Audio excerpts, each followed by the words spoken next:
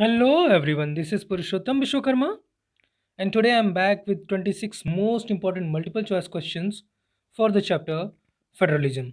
So without any delay, let's begin. Question number 1 on your screen. Which of the given countries is an example of coming together federation? Coming together federation का example कौन सा है? There are two type of federations, coming together and holding together. अब इसमें coming together federation का example कौन सा है? We have options Spain, Belgium, India, USA. Hopefully you know the answer. The correct answer is USA, United States of America. Coming together federation. Next one. If there is a clash between the laws made by the state and center on a subject in the concurrent list, अब मान लीजिए concurrent list है जो कि third list है, कुछ classes आते हैं अगर दोनों के बीच में, स्टेट और यूनियन के बीच में, सेंटर के बीच में, तो क्या रिजल्ट निकल के आता है? किसका फैसला माना जाएगा? The central law prevails, the state law prevails, the supreme court has to intervene to decide, both the laws prevail in their respective jurisdiction. The correct answer is central law prevails. The very first option, the central law prevails. Which of the following subjects union list includes? अब इसमें से कौन से ऐसे subjects हैं जो union list में होते हैं? First option, police, trade, commerce, agriculture and irrigation. Second one, education, forest, trade unions, marriages, adoption and succession. Third one, defense, foreign affairs, banking, currency, communication. Fourth one, residuary subjects like computer software. So what is the correct answer? Defense, foreign affairs, banking, currency, communication. This is the correct option. बाद में union government को ही authority दे दी जाती है residuary subjects जैसे कि computer software पे legislate करने के लिए या फिर कानून बनाने के लिए. In India's federal system the state government consist of the power to legislate on all those subjects that are included in. अब स्टेट गवर्नमेंट, जाहिर सी बात है किस लिस्ट की बात हम कर रहे हैं? स्टेट लिस्ट की हम बात कर रहे हैं. Which of the given subjects is not included in the state list? अब इसमें से कौन सा ऐसा है जो स्टेट लिस्ट में नहीं आता है? National defence, law and order, agriculture, education. Law and order आता है, एग्रीकल्चर भी आता है, एजुकेशन भी आता है, तो क्या नहीं आता है? National defence. ये नहीं आता, ये यूनियन लिस्ट का सब्जेक्ट है. Identify the government that consist of two और मोर लेवल्स. ऐसी गवर्नमेंट जो दो या दो से अधिक लेवल्स की बनी होती है, that is known as coalition government, community government, unitary government, federal government. ये लेसन ही है federalism, federal government. Next one, identify the distinguishing feature of federal government. Federal government का डिस्टिंग्विशिंग फीचर, स्पेशल फीचर क्या है? Power is distributed between the legislature, executive and judiciary. National government gives some powers to the provincial government. Government power is divided between different levels of government. And fourth option is elected officials exercise supreme power in government. So what is the correct answer? Option C, government power is divided between different levels of government. Option C. Question number 8, the constitution of India has. India का जो constitution है उसमें क्या व्यवस्था दी गई है? Divided power between centre and state into two lists, divided power between centre and state into three list, listed the powers of the state and left the undefined powers to the state,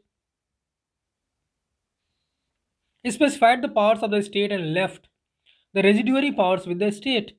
So what is the correct option? The very first option, divided power between center and state into two list. This is the correct option. Which of these reactions to language policy holds true in the case of India? India के sense में इसमें से कौन सा सही है India की language policy के सेंस में? The language based states have divided us as they make everyone conscious of their language. The policy of accommodation has strengthened the national unity. The language policy has helped to consolidate the dominance of English over all other languages. So, what is the correct option? The policy of accommodation has strengthened the national unity. This is the correct option. Next one, became the 29th state of India. Which state became the 29th state of India? I hope you know the answer. It is Telangana. और तेलंगाना कब बनता है? 2 जून 2014 को. कहाँ से अलग हुआ ये? आंध्र प्रदेश से. ये अलग होता है आंध्र प्रदेश से और बनता है तेलंगाना. कब? 2 जून 2014 को. Next one, which local government works at the district level? District level पे कौन सी लोकल गवर्नमेंट काम करती है? जिला परिषद, village panchayat, panchayat samiti, none of these. It's very easy, it is Zila Parishad. Next one, who is the chairperson of municipal corporation? You can easily answer, it is mayor. Next one, in federalism power is divided between? किसके बीच में power divide होती है? Small units of a state, the different states of a country, a central authority and its constituent units, state and local bodies. The third option, a central authority and its constituent units. So what is the correct option? A central authority and its constituent units. Who conducts panchayat elections? Panchayat elections कौन conduct करता है? Central government, जिला परिषद, state election commission, state government. The third option, state election commission. Next one, which of these is not a function of gram sabha? अब इसमें से ग्राम सभा का कौन सा फंक्शन नहीं है? Supervising the work of gram panchayat, approving the annual budget of gram panchayat, making decisions for the village, supervising the work of जिला परिषद. यहाँ पे ये तीनों हैं. जिला परिषद के वर्क को सुपरवाइज करने का काम ग्राम सभा का नहीं है. So correct option is supervising the work of Jila Parishad. The system of Panchayati Raj involves which of the following? पंचायती राज में क्या क्या आते हैं इनमें से? The village, district and state levels, the village, state and union levels, the village, block and district levels, village and state levels. What is the correct option? Option C, the village, block and district levels. Question number 17, which of the following is or are true with respect to decentralization in India after 1992? अब इसमें से कौन से ऐसे statements हैं जो 1992 के विकेंद्रीकरण के बाद से सही हैं? No seats were reserved for SC और ST in the elected bodies. अब इसमें से ये सही नहीं है. पहली चीज आपको गलत मिल गई. Next one, state governments have to share some powers and revenue with the local bodies. ये सही है. It became mandatory to hold regular election to local government bodies. ये भी सही है. फोर्थ ऑप्शन देख लेते हैं. Local governments did not have any powers और रिसोर्सेस ऑफ देयर ओन. ये भी सही नहीं है. तो आपके लिए सही ऑप्शंस क्या हैं? B and C. These two statements are correct. According to our constitution, when was the use of English for official purpose to be stopped? हमारे कॉन्स्टिट्यूशन में क्या मेंशन है कि एक पर्टिकुलर ईयर के बाद इंग्लिश को ऑफिशियली यूज़ नहीं करेंगे हम. लेकिन ऐसा संभव नहीं है. बिना इंग्लिश के काम चलने वाला नहीं है. 1956, 1958, 1960, 1965. So what is the correct option? 1965. How many scheduled languages are recognized by the Indian Constitution? कितनी रिकॉग्नाइज्ड हैं? 19 लैंग्वेजेस बिसाइड्स हिंदी. हिंदी को छोड़ करके 19, हिंदी को छोड़ के 21, हिंदी को छोड़ के 18, हिंदी को छोड़ के 22.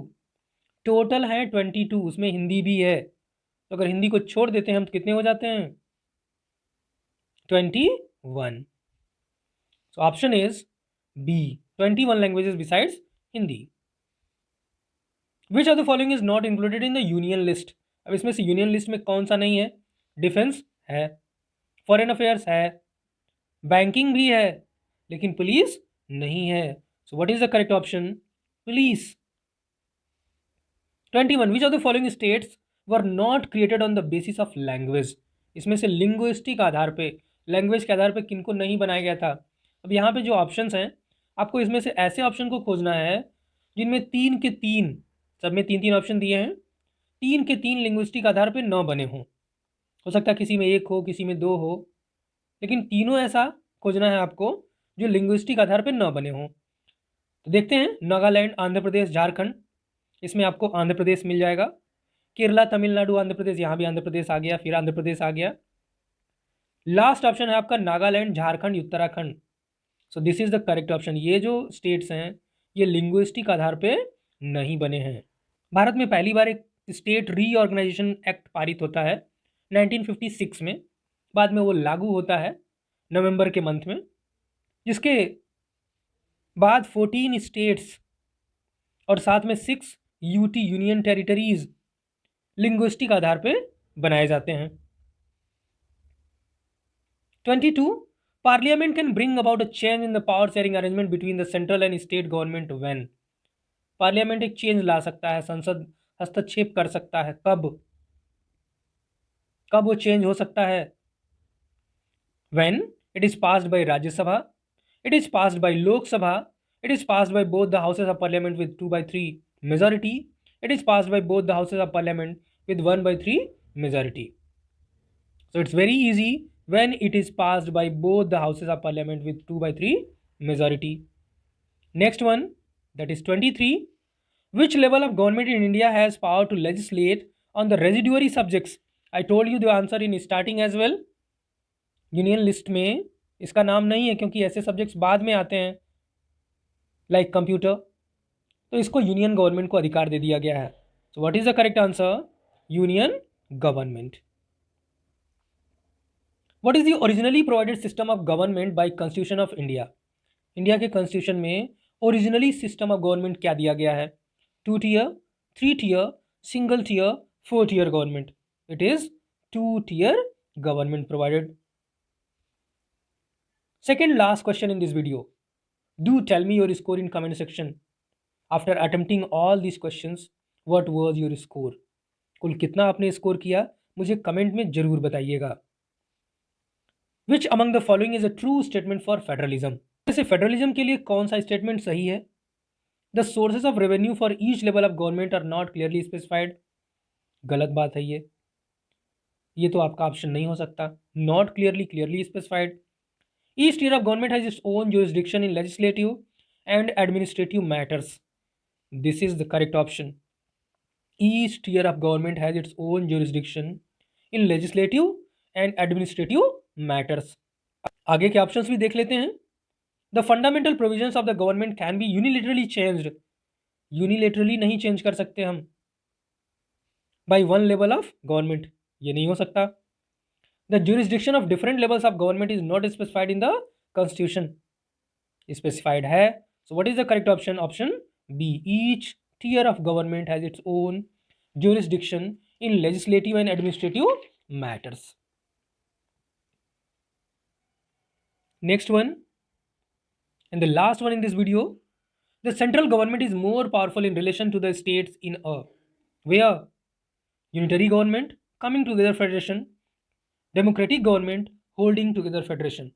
So what is the correct option? Holding together federation. That's all in this video. Thanks for watching.